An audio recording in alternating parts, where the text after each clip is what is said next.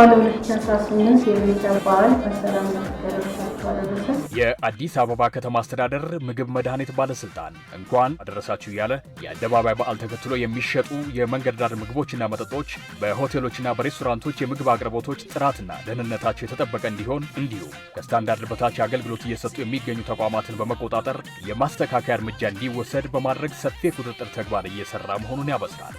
ያለ ፈቃድ አገልግሎት በሚሰጡ ከደረጃ በታች ሆነው የምግብ አገልግሎት በሚሰጡ ለፀሐይ ተጋላጭ በማድረግ ምግብና መጠጦች በሚሸጡ ያለ ፈቃድ ከቦታ ቦታ እየተዘዋወሩ በሚሰጡ ፈቃድ ሳይኖራቸው አገልግሎት በሚሰጡ ተቋማትና መጸዳጃ ቤቶችን ክፍት በማያደርጉ ተቋማት ጥብቅ ቁጥጥር በማድረግ እርምጃ እንዲወሰድና ሁሉም የመንግስትና የጤና ተቋማት 24 ሰዓት አገልግሎት እንዲሰጡ የማድረግ ስራዎች ተከናውነዋል።